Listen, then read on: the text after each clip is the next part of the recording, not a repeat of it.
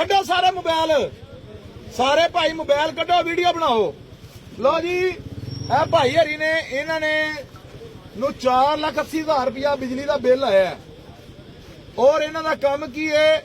ਕੰਮ ਇਹਨਾਂ ਦਾ ਹੈਗਾ ਸੀ ਉੱਥੇ ਉਹ ਮਾਰਕੀਟ ਨਹੀਂ ਕਰੀਮ ਬਲਾਕ, ਉੱਥੇ ਕੰਮ ਕਰਦੇ ਸਨ। ਆਂਦਾ ਹਾਂਜੀ ਇੱਧਰ ਆਓ ਨਾ ਮੇਰੇ ਨਾਲ, ਤੁਸੀਂ ਸਟਾਲ ਸੀ ਇਹਨਾਂ ਦਾ, ਉਹ ਕਾਰਪੋਰੇਸ਼ਨ ਵਾਲੇ ਪਏ ਨੇ, LD ਵਾਲੇ ਚੁੱਕ ਕੇ ਇਹਨਾਂ ਦੇ ਉਹ ਲੈ ਗਏ ਰੇੜੀ ਰੂੜੀ ਤੇ, ਵਿਚਾਰੇ ਨਾ ਇਸ ਟਾਈਮ ਤੰਗ ਹੋਏ ਪਏ ਨੇ ਬਹੁਤ ਜ਼ਿਆਦਾ। ਔਰ ਇਸ ਟਾਈਮ ਇਹ ਪੋਜੀਸ਼ਨ ਹੈ, ਕੋਈ ਗੱਲ ਨਹੀਂ ਕੋਈ ਗੱਲ ਨਹੀਂ, ਇਸ ਟਾਈਮ ਪੋਜੀਸ਼ਨ ਇਹਨਾਂ ਦੇ ਨਾ ਬੱਚਾ ਵੀ ਬਿਮਾਰ ਹੈ, ਹਸਪੀਟਲ ਪਿਆ ਹੈ ਤੇ ਉਹਨੂੰ ਦਾਣੇ ਨਿਕਲ ਆਏ ਨੇ, ਪਾਣੀ ਬਹੁਤ ਖੜਾ ਹੈ ਨਾ ਤੁਹਾਨੂੰ ਪਤਾ ਜਗ੍ਹਾ ਜਗ੍ਹਾ ਤੇ, ਉਹਦੀ ਵਜ੍ਹਾ ਤੋਂ ਕਿਤੇ ਬਿਮਾਰੀਆਂ ਪੈਦਾ ਹੋ ਰਹੀਆਂ ਨੇ ਬਹੁਤ ਜ਼ਿਆਦਾ ਲਾਹੌਰ ਦੇ ਵਿੱਚ।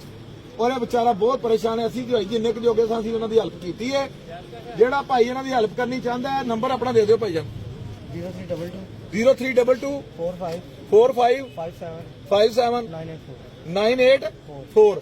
ਇਸ ਨੰਬਰ ਤੇ ਰਾਬਤਾ ਕਰਕੇ ਇਹਨਾਂ ਦੀ ਕੋਈ ਹੈਲਪ ਕਰੋ। 4,80,000 ਰੁਪਇਆ ਬਿੱਲ, ਇਹ ਕਾਹਦਾ ਬਿੱਲ ਆਇਆ ਤੁਹਾਨੂੰ?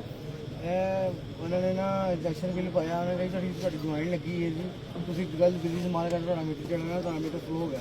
ਅੱਛਾ ਅਸੀਂ ਕਿਹਾ ਤੁਸੀਂ ਇੰਜੈਕਸ਼ਨ ਬਿੱਲ ਪਾਇਆ ਇਹਨਾਂ ਨੇ। ਇੰਜੈਕਸ਼ਨ ਬਿੱਲ ਬਾਹਰਲਾ ਭਾਈ ਜਾਨ ਇਹਨਾਂ ਨੂੰ ਨਾ ਜੋ ਵੀ ਇਹ ਪਹਿਲੀ ਗੱਲ ਤੇ ਸਾਡੀ ਹਕੂਮਤ ਪੰਜਾਬ ਅੱਗੇ ਅਪੀਲ ਹੈ ਕਿ ਗਰੀਬ ਆਦਮੀ ਨੇ ਵਿਚਾਰਿਆਂ ਦਾ ਰੋਜ਼ਗਾਰ ਵੀ ਕੋਈ ਨਹੀਂ, ਉਹ ਵੀ ਖੋਹ ਲਿਆ ਗਿਆ।